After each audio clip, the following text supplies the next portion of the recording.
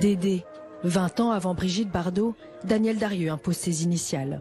Une actrice à la longévité exceptionnelle. En plus de 80 ans de carrière, elle aura tout joué, comédie musicale, drame historique, comédie ou mélodrame.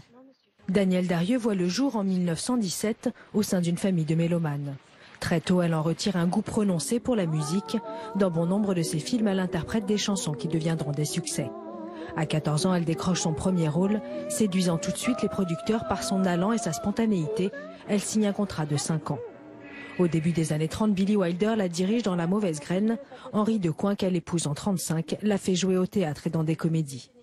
Le succès de Danielle Darieux, surnommée la fiancée de Paris, devient mondial avec Mayerling. Elle signe alors avec Universal un contrat de 7 ans, qu'elle cassera pour cause d'ennui à Hollywood. De retour en France, elle confirme son talent dramatique avec Abus de confiance, Retour à l'aube et Battement de cœur. Ces films de Decoing sont des succès. Darieux est l'une des vedettes les plus populaires du moment. Pendant la guerre, certains lui reprochent son attitude complaisante avec l'occupant nazi. Un voyage à Berlin fera notamment polémique. C'était, dira-t-elle plus tard, pour rendre visite à son nouveau mari emprisonné pour espionnage en Allemagne. Après-guerre, l'actrice a du mal à rebondir. Côté privé, nouveau divorce et nouveau mariage en 1948. C'est le réalisateur Claude Autant-Lara qui lui donne l'occasion de renouer avec le succès dans 3 films, dont Le Rouge et le Noir. Au début des années 50, Max Ophuls fait de Darieux son égérie. Dans Madame de, l'actrice prouve ses talents de tragédienne.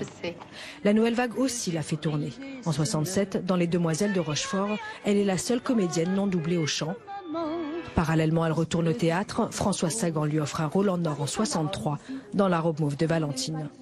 Jacques Demy, André Téchiné, Claude Sautet, nombre de grands réalisateurs continuent de faire tourner l'actrice. Dans les années 2000, Danielle Darieux redouble d'activité. Oscar et la Dame Rose rencontrent au théâtre un franc succès. Et 8 femmes de François Ozon, son 106e film, marque ses 70 ans de carrière.